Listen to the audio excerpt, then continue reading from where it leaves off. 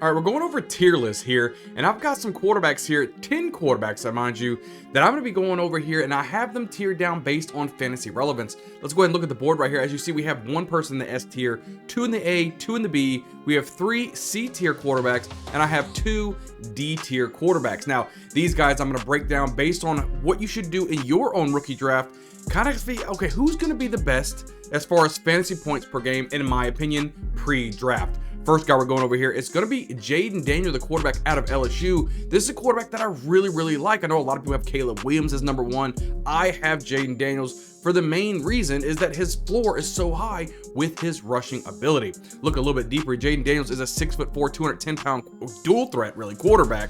Combination of really nice, smooth throwing motion with a quick release point. And, you know, he really leads his targets with anticipation and touch, which I absolutely love. You know, he's pretty much a nightmare in the open field with 3,307 career rushing yards and 34 rushing touchdowns. He has impressive arm strength and can throw a deep ball better than anyone in this class. Like I said, I do like him a lot above Caleb Williams. I know Caleb's going to the Bears and they surrounded him with a lot of offense. Jayden Daniels, I expect him to probably go to the Commanders. We have to remember, if he goes to the Commanders, we have Terry McLaurin, Jahan Dotson, Austin Eckler out of the backfield. There are some weapons, and don't mind you, right? It's just going to be Zach Ertz at the tight end position, and Cliff Kingsbury is going to be running into this offense. So I think that Jayden Daniels could flourish for the Commanders. I assume he's going to the Commanders, and that's why I have him in my S tier. Let's move right along here. Going over the A tier, where you see I have 2 guys going here, and the first guy is obviously going to be Caleb Williams. Caleb is really this generational type of talent that everybody is absolutely in love with. Give me those Patrick Mahomes-like plays, but let's dive a little bit deeper into Caleb Williams. So Williams is a 6'1", 216-pound quarterback who's very athletic and can really be a dual threat running back or running quarterback because he can run when needed, right? So his progression through his reads are really elite, and he tends to find the open man under duress quite a bit. My problem with Caleb Williams is that he just throws the ball way too much because he thinks he's Brett Favre. Let's just be honest. I'm calling a spade here. Sometimes he gets in trouble, right? He just thinks his arm talent is just that good. And is he that good? We'll have to wait and see in the NFL as he starts to play. But during his last season at USC, we started seeing some of the hiccups that was caused by Caleb Williams just throwing the ball across the body, across the field, because he thinks he can throw anywhere. I like the moxie, I like the confidence, but that's why I have Caleb Williams easy at my A tier. I still think he's going to be a good quarterback. Now, the other guy that I have here in the A tier is going to be Drake May, that quarterback out of UNC. There's a lot of hype going around Drake May. They were even thinking maybe JJ McCarthy could leap Drake May. There's a lot of tendencies that actually, like, for me, have Drake May above Caleb Williams. So there's a lot of good things to like here about Drake May.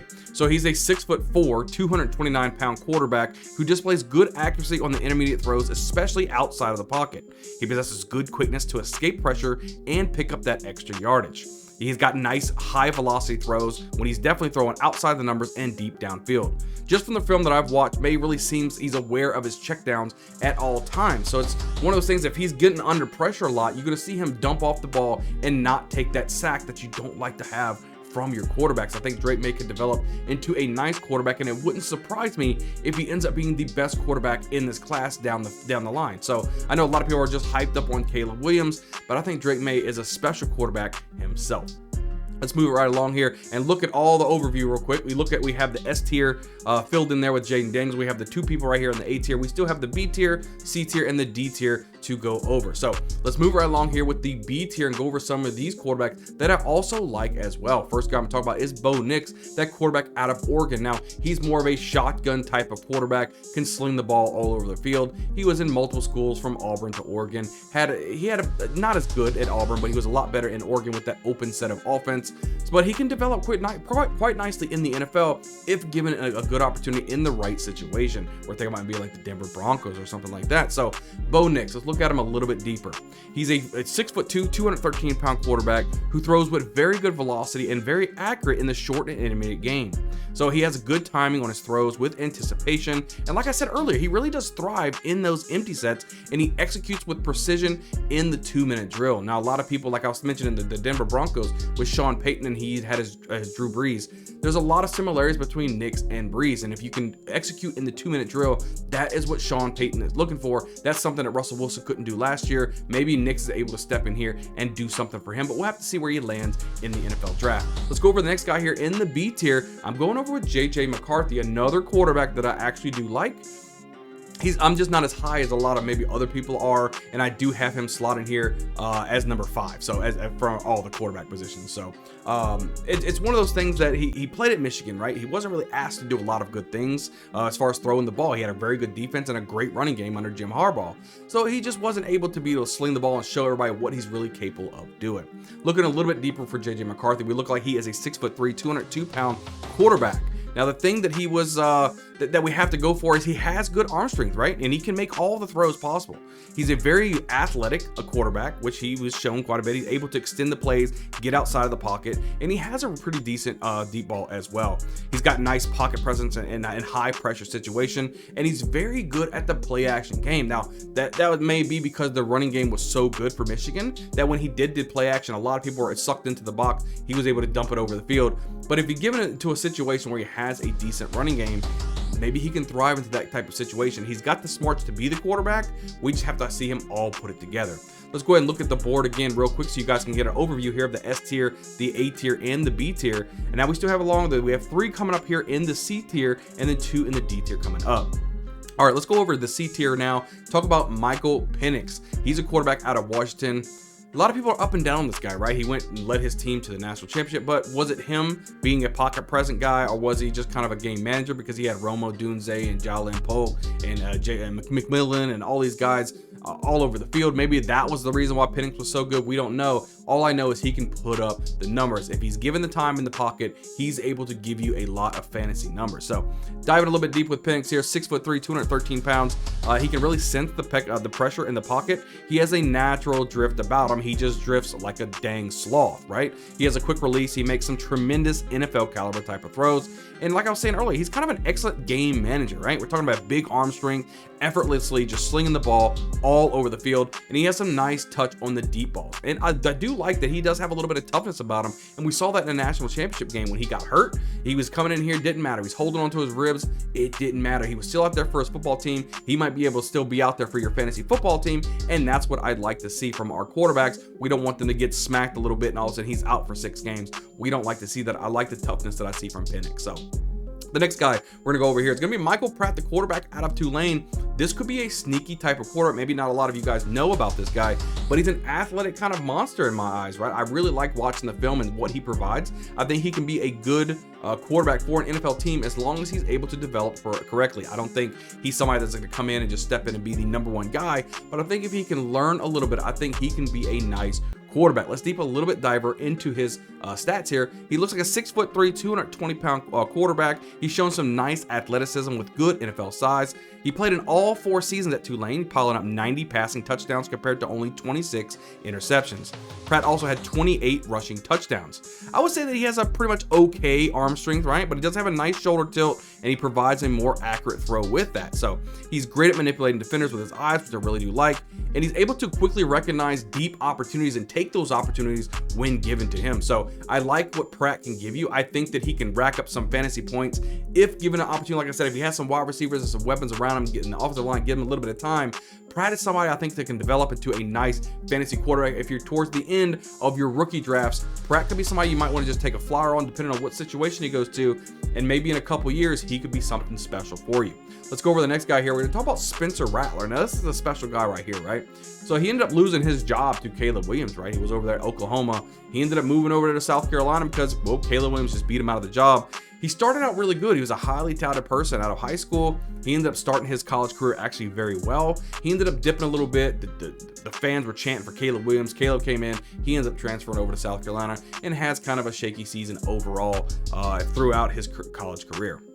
Dive a little bit deeper with Rattler. We're looking at 6'1", 217-pound, elite arm strength with a fluid release, able to escape pressure and make those big throws, right? He's able to use his feet as well just to extend plays. You know, I love really watching him throw in the run. I think it's really nice, man. You know, can either be a mobile quarterback or a pocket passer, and his placement on the balls is really elite. The guy can really sling the football, and he could throw it with some touch, right into the bread baskets. And I liked seeing that from Rattler. Another sneaky play, depending on where he goes. If he can get behind a veteran, maybe even let's say maybe the Jets, right?